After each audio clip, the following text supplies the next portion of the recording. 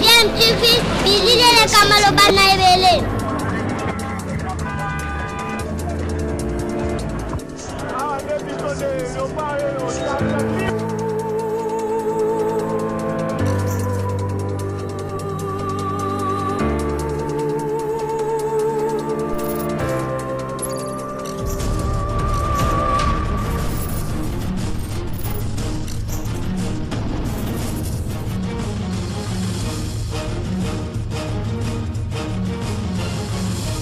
DMTV toujours en avant.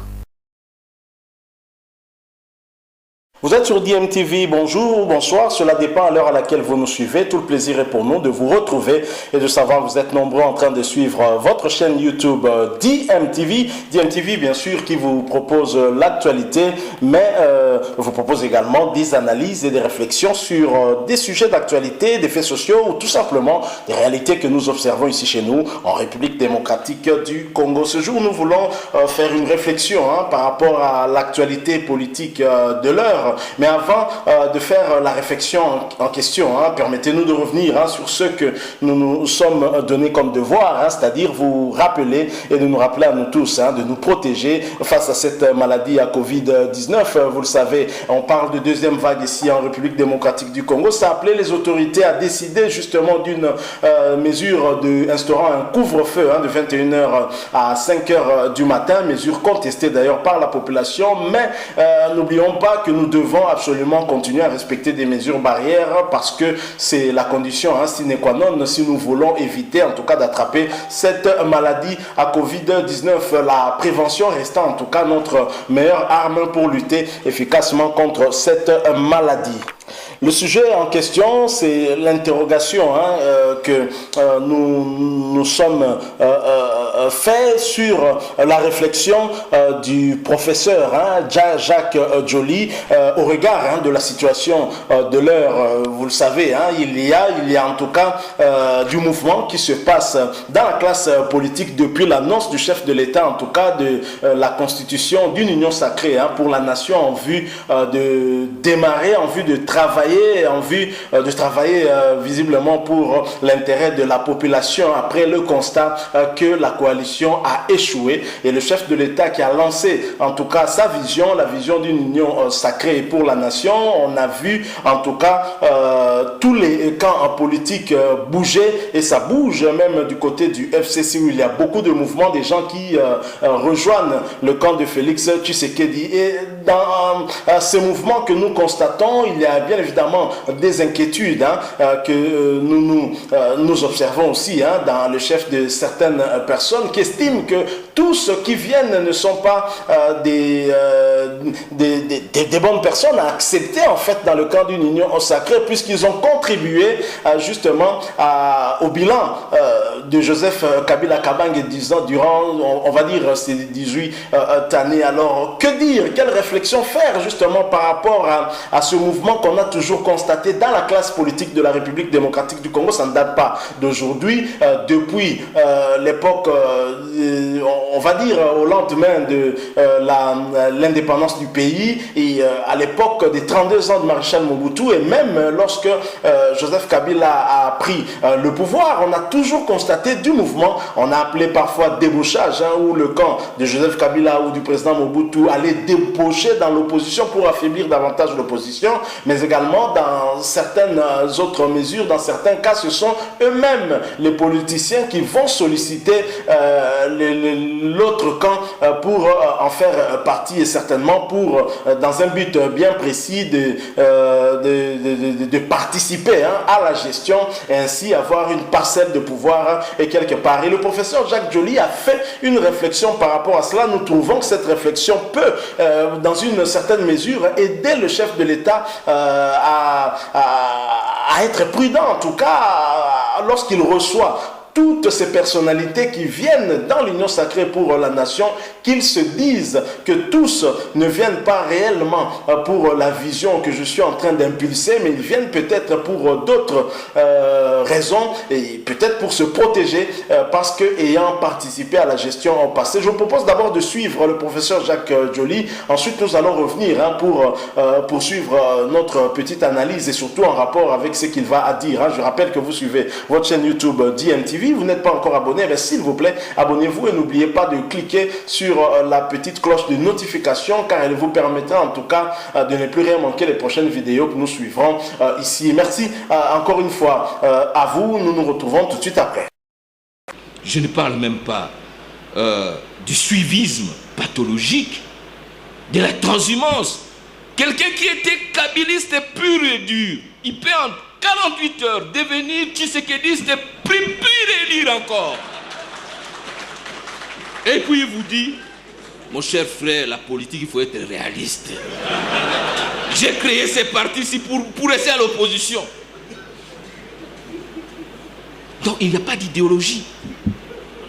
Or si une société, les gens n'osent pas d'idéologie, c'est-à-dire qu'ils peuvent être emportés par n'importe quel vent qui arrive. Comment peut-on expliquer 700 partis politiques? Quelle serait la philosophie de ces partis?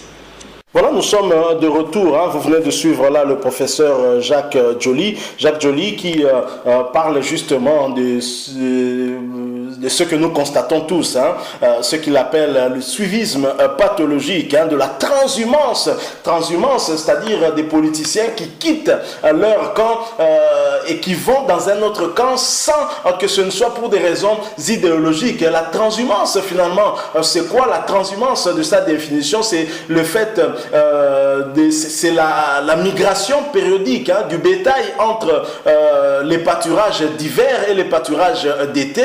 Elle a pour objectif l'engraissement du troupeau, mais aussi la reproduction. Elle se pratique sur tous les continents et c'est vrai, les éleveurs connaissent bien ce phénomène. La transhumance, on peut autrement dire, c'est tout simplement le déplacement saisonnier d'un troupeau en vue de rejoindre une zone où il pourra se nourrir, ou déplacement du même troupeau dans le sens inverse. Donc un troupeau qui s'était déplacé pour une autre région en vue de se nourrir, peut-être parce que la période d'une certaine saison sèche arrive dans leur région habituelle, pourrait revenir encore après. C'est cela justement le mot qui caractérise en fait le mouvement que nous constatons chez nos politiciens actuellement. Est-ce qu'ils ne vont pas vers l'Union pour la nation tout simplement par rapport à la difficulté qu'a le FCC actuellement pour essayer un peu d'utiliser l'Union pour la nation comme un parapluie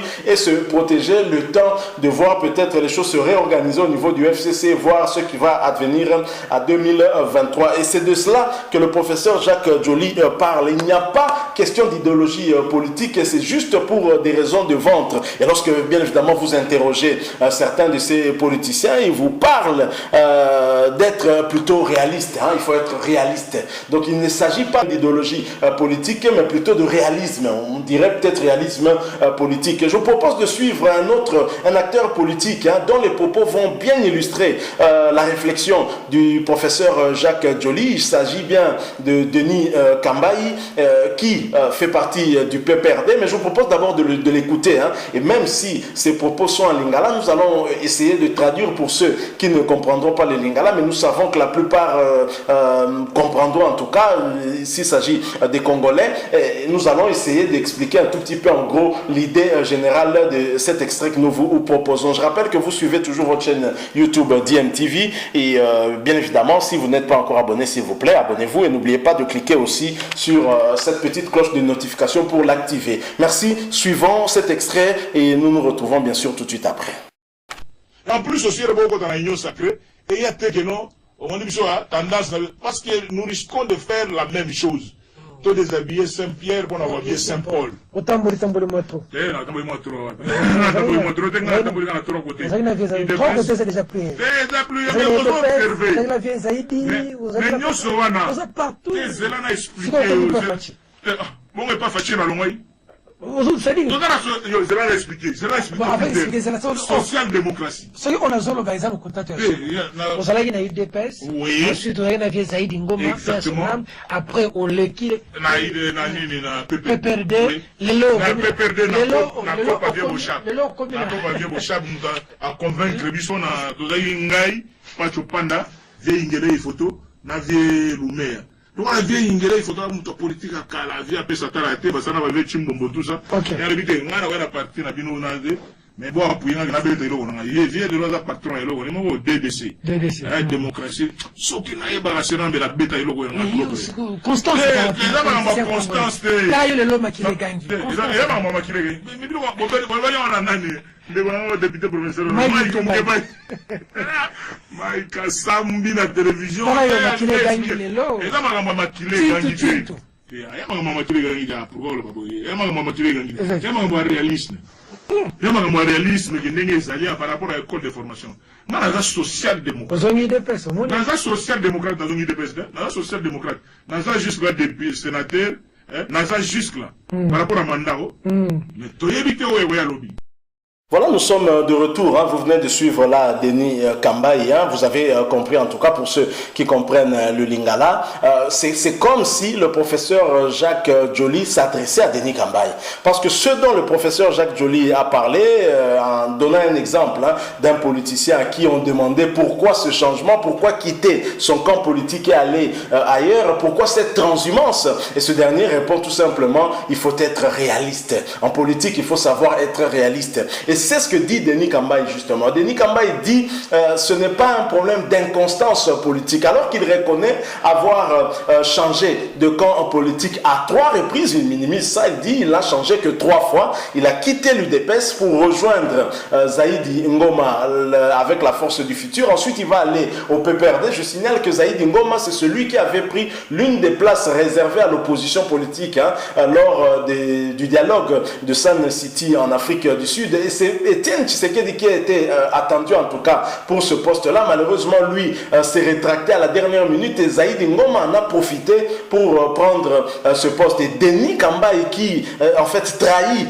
l'UDPS va se retrouver du côté de Zaïdi Ngoma qui n'était pas en tout cas en odeur de sainteté avec l'UDPS. Et pour lui, en tout cas, le fait d'avoir changé à 3 reprises, ce n'est pas un problème. Je n'ai changé que 3 fois. Entre-temps, il nous explique qu'il ne s'agit pas d'un problème d'inconstance politique, mais bien un problème de réalisme. Alors de quel réalisme Denis Lessi parle? Si demain il y a une rébellion et qu'un militaire vient prendre encore le pouvoir par la force, il va changer, il va aller dans son camp pour une raison de réalisme. Donc je pense que la réflexion du professeur Jacques Joly s'illustre bien avec le cas que nous venons de vous présenter, Denis Kambaï par exemple, et je crois que ça doit en fait inspirer le chef de l'État pour qu'il puisse en tout cas prendre des dispositions afin d'être prudent par rapport à toutes ces personnalités qui rejoignent l'Union sacrée pour la nation. Je pense qu'il ne devra pas commettre la même erreur qu'a eu à commettre Joseph Kabila Kabange. Finalement,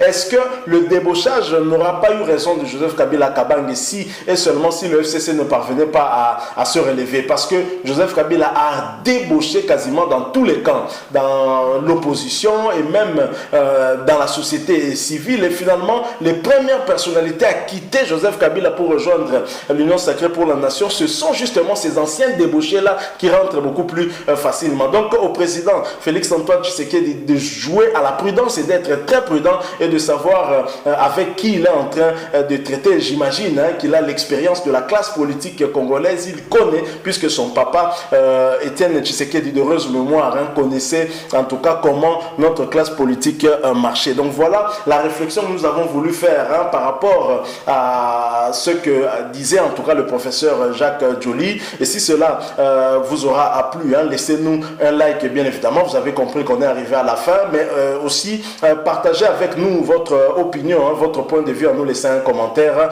Mais abonnez-vous à votre chaîne DMTV. N'oubliez pas non plus de cliquer sur la petite cloche de notification histoire de l'activer, car elle vous permettra de ne plus rien manquer des prochaines vidéos que nous mettrons en ligne pour vous. Merci encore une fois pour les quelques minutes que vous avez bien accepté de partager avec nous, et nous espérons vous retrouver très prochainement avec un autre sujet d'actualité. En attendant, portez-vous bien et DMTV vous dit au revoir.